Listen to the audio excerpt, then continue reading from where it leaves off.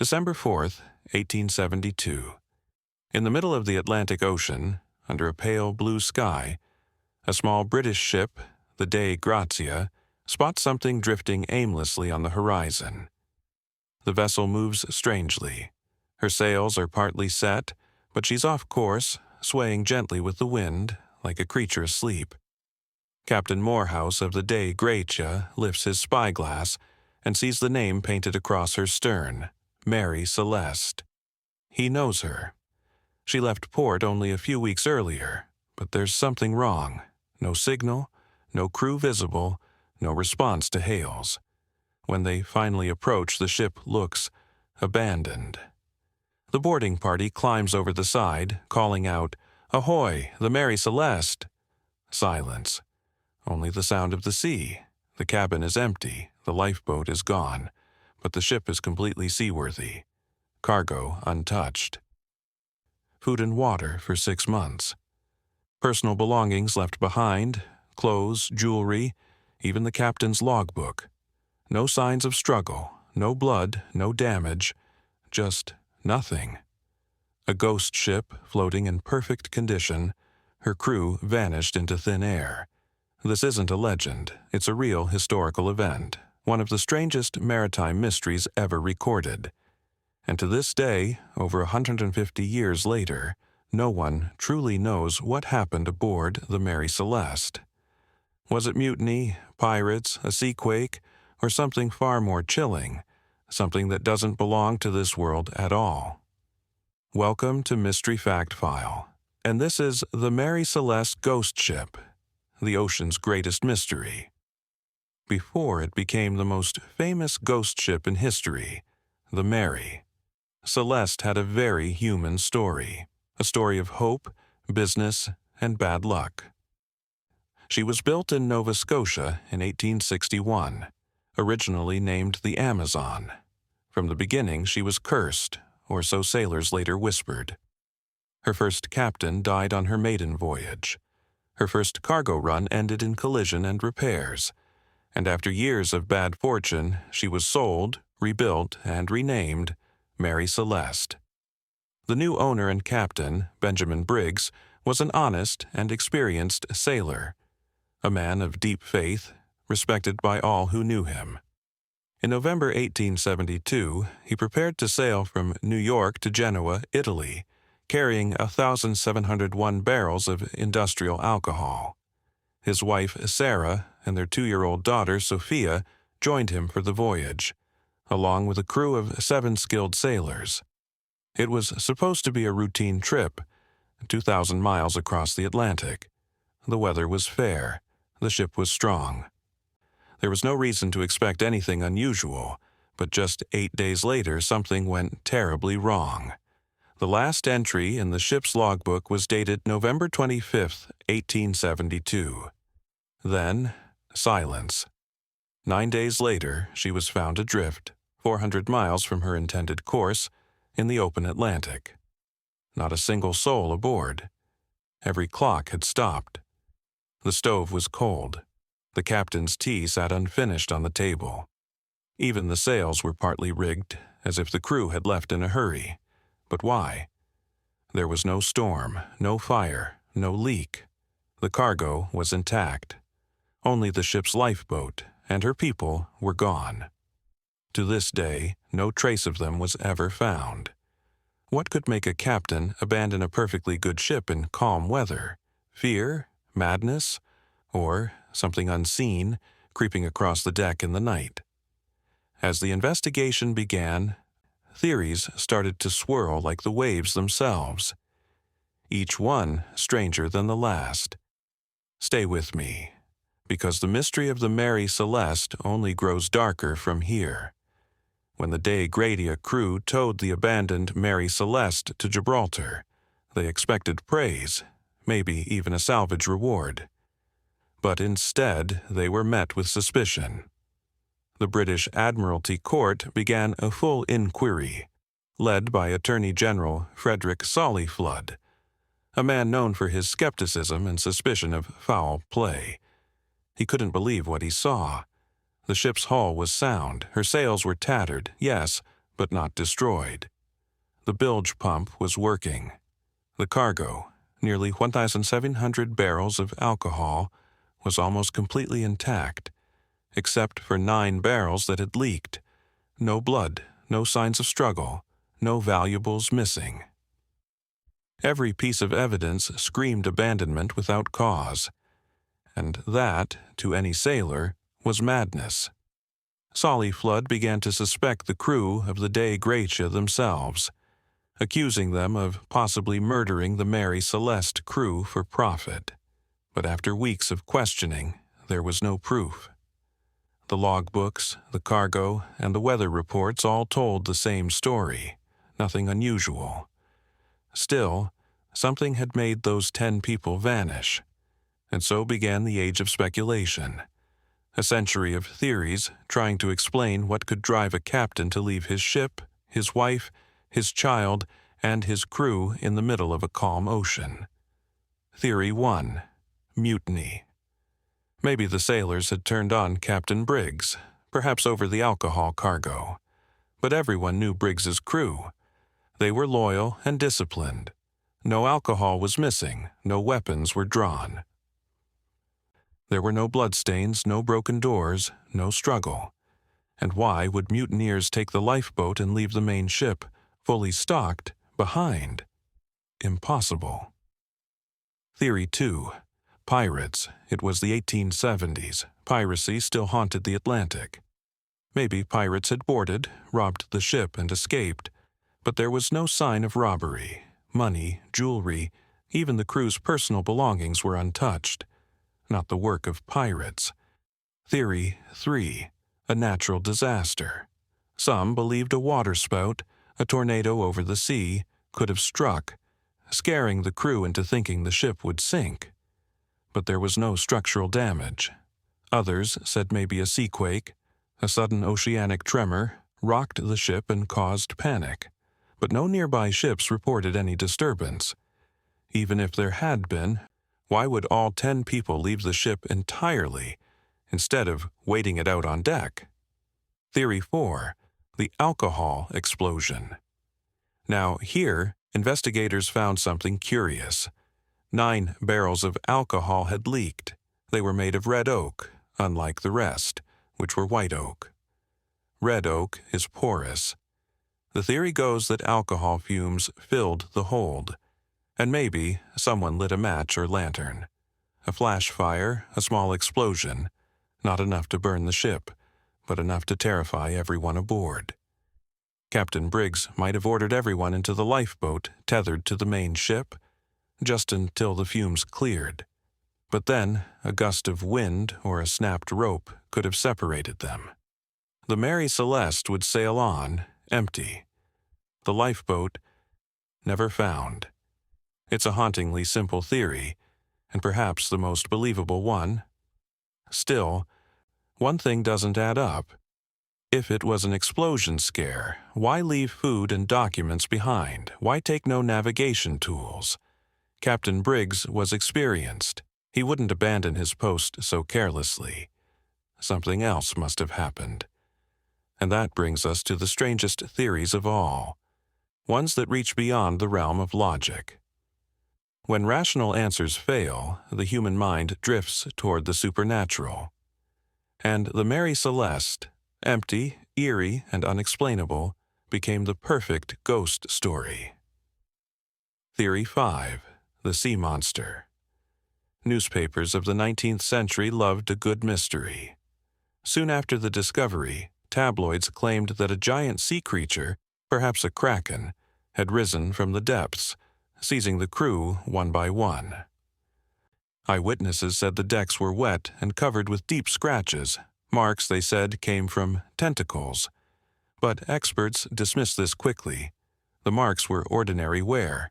Still, the legend spread. A ghost ship and a beast from below. 2 of the ocean's oldest fears entwined. Theory 6. Alien abduction. By the late 20th century, the mystery was reborn with modern imagination. UFO enthusiasts claimed the crew had been taken by extraterrestrials. The theory drew from reports of strange lights seen in the Atlantic that month, though most were later explained as meteor showers. Even so, it captured the public's imagination. How else could a ship remain untouched, perfectly clean, yet utterly deserted? To believers, it was the ultimate missing time event. A 19th century Bermuda Triangle before the triangle was even known. Theory 7. The Bermuda Triangle Connection. Some authors, decades later, linked Mary Celeste to the infamous Bermuda Triangle, though the ship never actually entered it. Still, the comparison stuck. A vessel, crewed by 10 souls, disappearing without a trace. The Triangle's legend was already filled with aircraft and ships vanishing into nothingness, and Mary Celeste became its symbolic ancestor. Theory 8. The Phantom Crew. And finally, the most haunting theory of all. They say that the Mary Celeste never truly sailed empty. That when De Gratia's men stepped aboard, they felt a chill in the air, an unseen presence watching. That at night her deck seemed to breathe, the timbers groaning as if whispering names.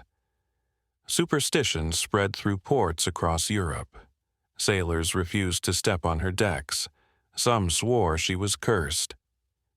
A ship that had claimed its crew and still roamed, hungry for more. But when you strip away the myths and theories, you're left with one undeniable truth. 10 people vanished. Without struggle, without warning, without a trace. Not a single clue has ever solved what happened in those final hours aboard the Mary Celeste. Even after a century and a half, the Atlantic keeps her secret. In the final chapters, we'll look at what became of the ship itself, her cursed legacy, and how her story evolved from tragedy to eternal legend. And we'll ask one last question. Did the Mary Celeste ever truly die, or does she still sail somewhere out there?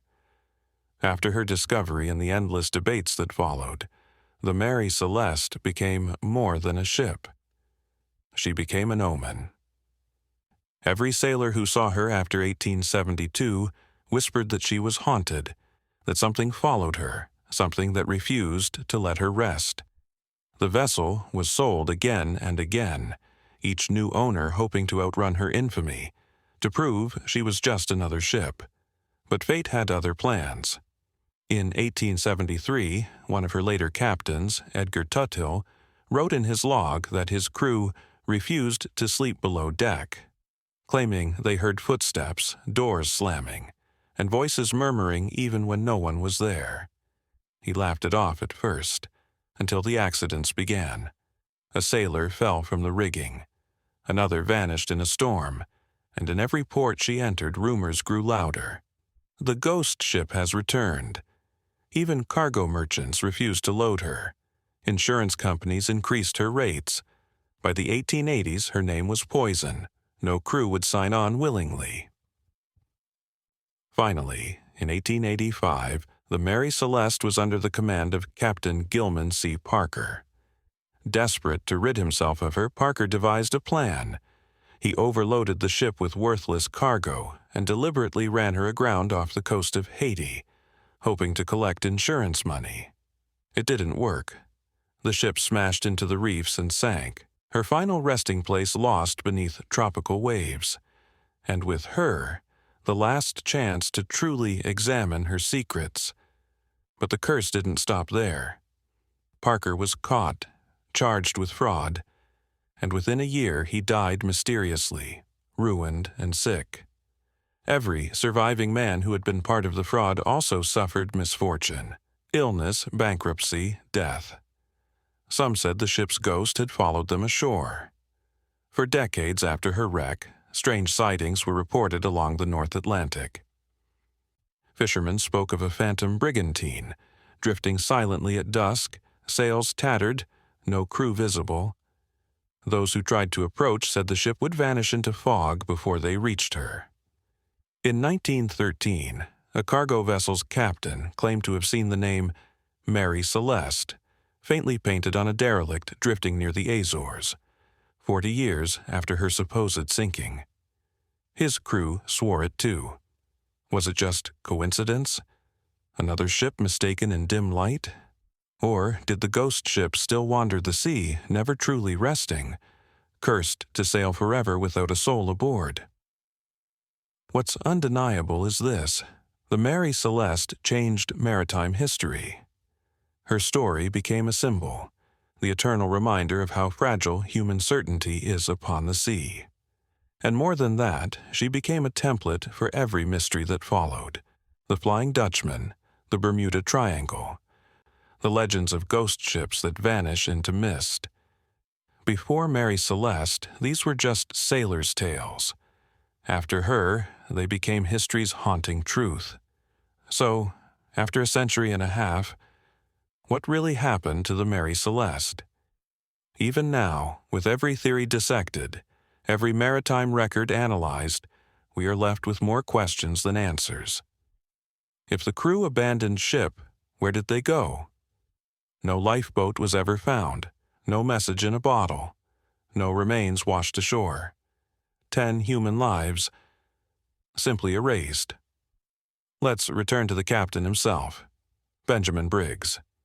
He wasn't a reckless man. He was deeply religious, respected, calm under pressure. A man trusted by everyone who sailed with him.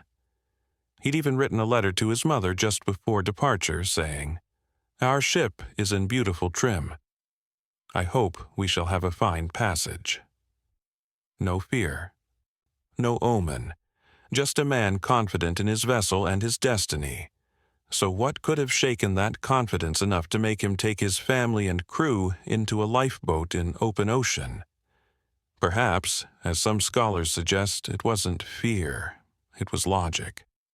Maybe Briggs thought the ship was taking on water after the alcohol leak. Maybe he believed an explosion was imminent, and maybe he intended only a temporary evacuation, never realizing he was sealing his own fate. One loose rope, one sudden gust of wind, and the lifeboat could have been pulled away, the line snapping like thread. The Mary Celeste drifting one direction, the crew another, lost to the infinite blue. But even this rational theory fails to explain everything. Why was the ship's chronometer gone, but not her compass? Why were the charts marked up to November 25th, but not a single note afterward? And why, when she was found, were there deep gouges near her bow, as though something had clawed at the hull from the outside? No storm records mention violent seas that day. No wreckage was ever found. Something happened in those silent hours that no one has ever seen or lived to tell. Today, historians still call Mary Celeste the most perfect maritime mystery in history. Hundreds of books, films, and documentaries have tried to solve her story. Each time, they come close, but never all the way. Somewhere between science and superstition, the truth still hides, perhaps beneath the waves, perhaps within the myths, because every attempt to explain her only deepens the enigma. Maybe the Mary Celeste wasn't cursed.